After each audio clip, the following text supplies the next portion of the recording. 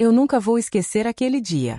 O sol entrava pelas frestas da janela do quarto pequeno onde eu morava, na casa da minha sogra. Eu tinha 65 anos na época, mas parecia que carregava 80 nas costas. Meu nome é Maria Clara, e por 40 anos eu fui a nora que minha sogra, Dona Lúcia, escolheu para destruir. Só que ela não sabia de uma coisa. O destino estava me guardando a maior reviravolta da minha vida. Tudo começou quando eu tinha 25 anos.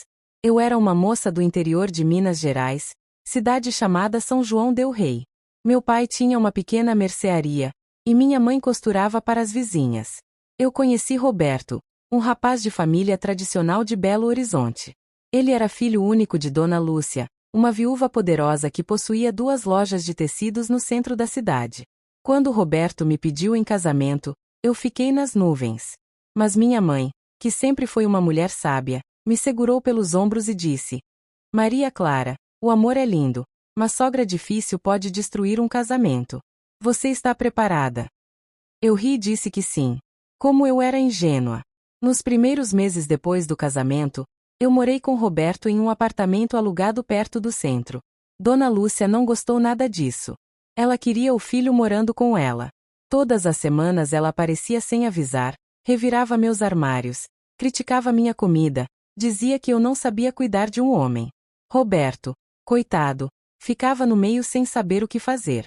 Ele amava a mãe, mas também me amava. Só que o tempo foi passando, e a mãe dele foi vencendo a batalha. Um dia, depois de 5 anos de casados, Dona Lúcia apareceu com uma mudança de móveis. Vocês vão morar comigo, ela anunciou. E Roberto, cabisbaixo, concordou.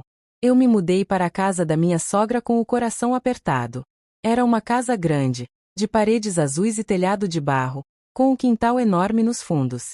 Mas o meu quarto era o menor de todos, quase um depósito. Dona Lúcia fazia questão de me lembrar todos os dias que eu era uma agregada, uma sem nada que veio do interior com as mãos vazias. Ela tinha uma empregada chamada Conceição, mas a Dona Lúcia me tratava pior do que a empregada. Eu lavava a louça, passava as roupas dela, cozinhava para visitas, e ainda ouvia: Maria Clara, minha nora, você não serve nem para limpar o chão direito. Eu chorava escondida no banheiro. Roberto via, mas não fazia nada. Ele estava cansado de lutar. Ele me dizia: deixa a mãe, Maria Clara. Ela é assim mesmo. Ela vai morrer um dia e aí a casa será nossa. Eu acreditava nessa promessa vazia por anos. Aí veio a gravidez. Eu fiquei tão feliz quando o teste de farmácia deu positivo. Eu ia ser mãe. Eu sonhava com um bebê nos meus braços desde menina. Quando contei para Roberto, ele sorriu e me abraçou.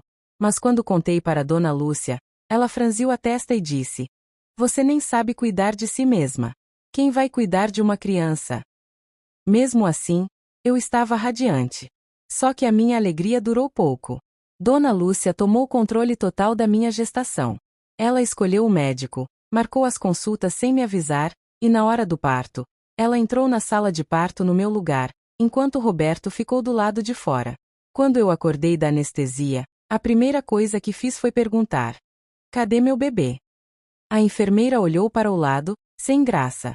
Dona Lúcia entrou no quarto com um sorriso gelado e disse: o bebê está no meu quarto, Maria Clara. Você está muito fraca para cuidar dele. Quando você ficar boa, eu penso no assunto. Eu nunca fiquei boa o suficiente para ela. Dia após dia, eu pedia para ver meu filho. E ela dizia: ele está dormindo, ele acabou de mamar. O médico disse que não pode ter contato ainda. Eu não sabia na época, mas ela estava me enganando. Ela registrou o menino em nome dela e de Roberto, como se ela fosse a mãe. O nome do meu filho era André. Eu só soube disso semanas depois, quando vi um papel em cima da mesa. Meu coração se partiu em milhões de pedaços. Meu próprio filho não tinha meu sobrenome. Eu tentei lutar.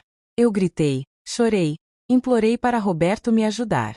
Ele me puxou para o quarto e disse: Maria Clara, cala a boca. Minha mãe já registrou. Não adianta brigar.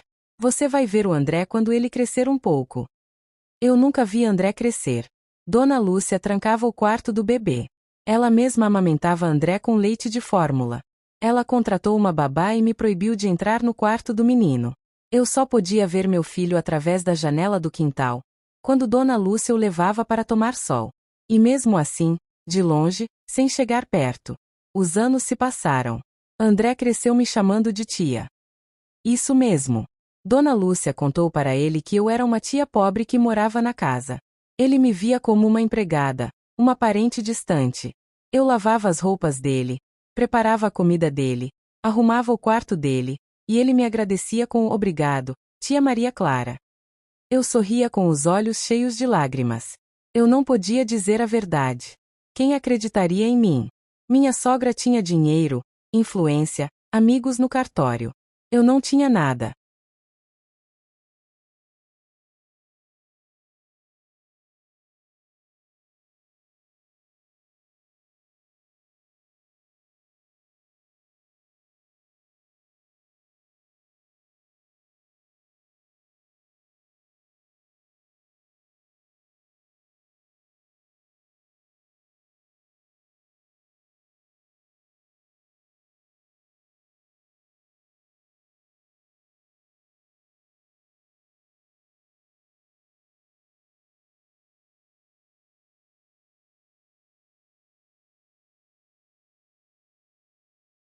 Roberto foi ficando doente aos poucos. Começou com uma tosse seca, depois cansaço, depois dores no peito. Aos 55 anos, ele foi diagnosticado com câncer no pulmão. Eu cuidei dele nos últimos 6 meses de vida. Dona Lúcia mal entrava no quarto do próprio filho. Ela dizia que não suportava ver ele sofrendo. Eu fiquei ao lado dele dia e noite, dando remédio, trocando fralda, segurando sua mão. Uma noite, poucos dias antes de morrer, Roberto me chamou perto e sussurrou: Maria Clara, me perdoa. Eu fui um covarde. Minha mãe destruiu a sua vida. E eu deixei. Eu só chorei e disse que perdoava. Ele morreu na semana seguinte. No velório, Dona Lúcia não deixou eu me aproximar do caixão. Ela disse em voz alta para todos os parentes: ela nem era esposa de verdade. Ela foi só uma empregada que meu filho teve pena de casar. Eu ouvi aquilo e senti uma faca no peito. Mas eu não respondi. Eu estava cansada demais para brigar. Depois que Roberto morreu, a situação piorou. Dona Lúcia me proibiu de sentar à mesa com a família. Eu comia na cozinha, em pé, como uma criada. André já tinha 35 anos na época, era engenheiro, casado com uma moça chamada Patrícia, e tinha um filho pequeno, o Lucas, meu neto. Mas André também me tratava como uma tia distante. Ele nunca soube a verdade. Dona Lúcia garantiu isso. Um dia, eu estava varrendo a sala quando Dona Lúcia desceu as escadas com uma cara que eu nunca tinha visto. Ela estava pálida, trêmula, segurando um envelope na mão. Maria Clara, ela disse, com a voz estranhamente fraca. Senta aí. Eu sentei no sofá, assustada.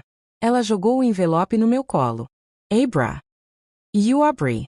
Era um resultado de exame de DNA. Eu não entendi nada no começo. Depois li o nome, André Roberto Mendes. E o meu nome, Maria Clara da Silva. A conclusão dizia: probabilidade de maternidade, 99,99%. Eu olhei para Dona Lúcia sem entender. Ela começou a tremer e disse: o André fez o exame escondido de mim. A mulher dele, Patrícia, desconfiou de tudo. Ela encontrou fotos antigas, documentos. Maria Clara, ele sabe. Ele vai chegar aqui hoje à noite. Eu senti o chão sumir debaixo dos meus pés. 40 anos. 40 anos de silêncio, de dor, de lágrimas escondidas. E agora meu filho sabia a verdade.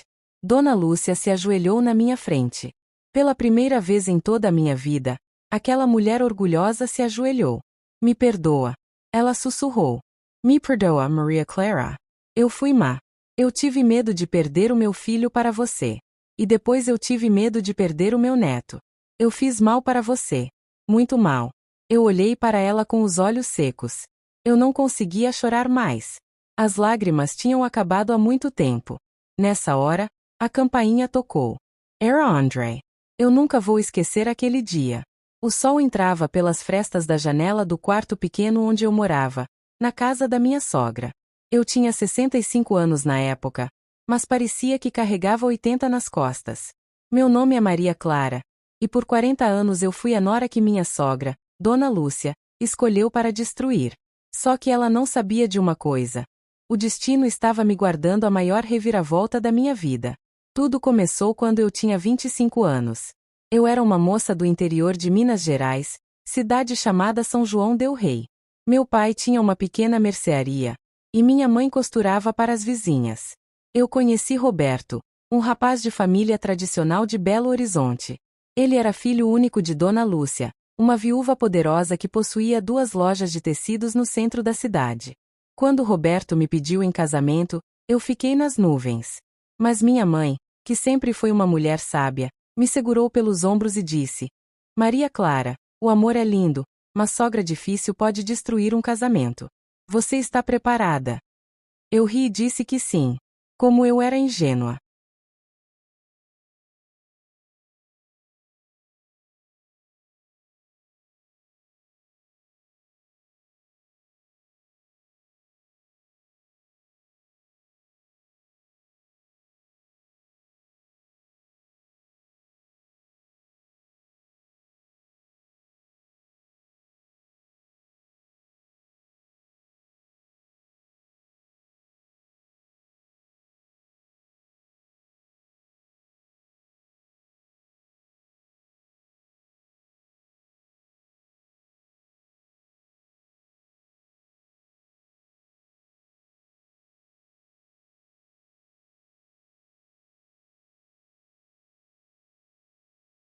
Nos primeiros meses depois do casamento, morei com Roberto em um apartamento alugado perto do centro.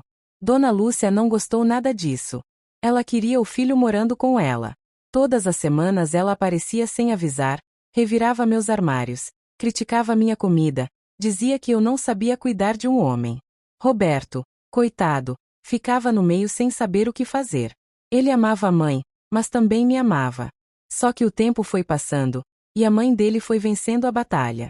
Um dia, depois de 5 anos de casados, Dona Lúcia apareceu com uma mudança de móveis. Vocês vão morar comigo, ela anunciou. E Roberto, cabisbaixo, concordou. Eu me mudei para a casa da minha sogra com o coração apertado. Era uma casa grande, de paredes azuis e telhado de barro, com um quintal enorme nos fundos. Mas o meu quarto era o menor de todos, quase um depósito.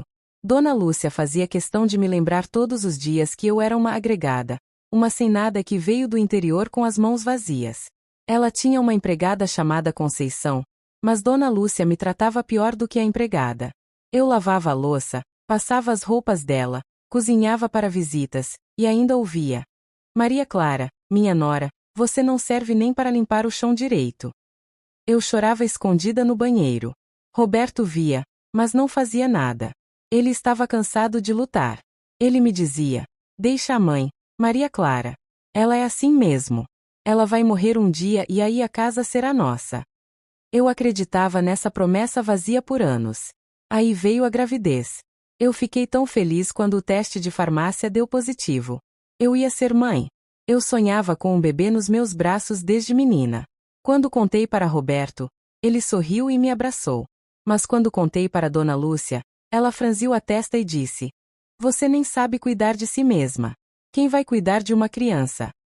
Mesmo assim, eu estava radiante. Só que a minha alegria durou pouco. Dona Lúcia tomou controle total da minha gestação. Ela escolheu o médico, marcou as consultas sem me avisar, e na hora do parto, ela entrou na sala de parto no meu lugar, enquanto Roberto ficou do lado de fora. Quando eu acordei da anestesia, a primeira coisa que fiz foi perguntar: cadê meu bebê? A enfermeira olhou para o lado, sem graça. Dona Lúcia entrou no quarto com um sorriso gelado e disse: o bebê está no meu quarto, Maria Clara. Você está muito fraca para cuidar dele. Quando você ficar boa, eu penso no assunto. Eu nunca fiquei boa o suficiente para ela. Dia após dia, eu pedia para ver meu filho. E ela dizia: ele está dormindo, ele acabou de mamar. O médico disse que não pode ter contato ainda. Eu não sabia na época, mas ela estava me enganando. Ela registrou o menino em nome dela e de Roberto, como se ela fosse a mãe. O nome do meu filho era André. Eu só soube disso semanas depois, quando vi um papel em cima da mesa. Meu coração se partiu em milhões de pedaços. Meu próprio filho não tinha meu sobrenome. Eu tentei lutar. Eu gritei, chorei, implorei para Roberto me ajudar. Ele me puxou para o quarto e disse: Maria Clara, cala a boca. Minha mãe já registrou. Não adianta brigar. Você vai ver o André quando ele crescer um pouco. Eu nunca vi André crescer. Dona Lúcia trancava o quarto do bebê. Ela mesma amamentava André com leite de fórmula. Ela contratou uma babá e me proibiu de entrar no quarto do menino. Eu só podia ver meu filho através da janela do quintal, quando Dona Lúcia o levava para tomar sol. E mesmo assim, de longe, sem chegar perto. Os anos se passaram. André cresceu me chamando de tia. Isso mesmo. Dona Lúcia contou para ele que eu era uma tia pobre que morava na casa. Ele me via como uma empregada, uma parente distante. Eu lavava as roupas dele, preparava a comida dele, arrumava o quarto dele, e ele me agradecia com o obrigado, tia Maria Clara. Eu sorria com os olhos cheios de lágrimas. Eu não podia dizer a verdade. Quem acreditaria em mim? Minha sogra tinha dinheiro. Roberto foi ficando doente aos poucos. Começou com uma tosse seca, depois cansaço, depois dores no peito. Aos 55 anos, ele foi diagnosticado com câncer no pulmão. Eu cuidei dele nos últimos 6 meses de vida. Dona Lúcia mal entrava no quarto do próprio filho. Ela dizia que não suportava ver ele sofrendo. Eu fiquei ao lado dele dia e noite, dando remédio, trocando fralda, segurando sua mão. Uma noite, poucos dias antes de morrer, Roberto me chamou perto e sussurrou: Maria Clara, me perdoa. Eu fui um covarde. Minha mãe destruiu a sua vida. E eu deixei. Eu só chorei e disse que perdoava. Ele morreu na semana seguinte. No velório, Dona Lúcia não deixou eu me aproximar do caixão. Ela disse em voz alta para todos os parentes. Ela nem era esposa de verdade. Ela foi só uma empregada que meu filho teve pena de casar. Eu ouvi aquilo e senti uma faca no peito. Mas eu não respondi. Eu estava cansada demais para brigar. Depois que Roberto morreu, a situação piorou. Dona Lúcia me proibiu de sentar à mesa com a família. Eu comia na cozinha, em pé, como uma criada. André já tinha 35 anos na época, era engenheiro, casado com uma moça chamada Patrícia, e tinha um filho pequeno, o Lucas, meu neto. Mas André também me tratava como uma tia distante. Ele nunca soube a verdade. Dona Lúcia garantiu isso. Um dia, eu estava varrendo a sala quando Dona Lúcia desceu as escadas com uma cara que eu nunca tinha visto. Ela estava pálida, trêmula, segurando um envelope na mão. Maria Clara, ela disse, com a voz estranhamente fraca. Senta aí. Eu sentei no sofá, assustada. Ela jogou o envelope no meu colo. Abra. You abri. Era um resultado de exame de DNA.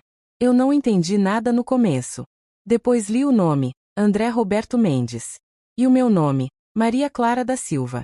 A conclusão dizia: probabilidade de maternidade, 99,99%. Eu olhei para Dona Lúcia sem entender. Ela começou a tremer e disse: o André fez o exame escondido de mim. A mulher dele, Patrícia, desconfiou de tudo.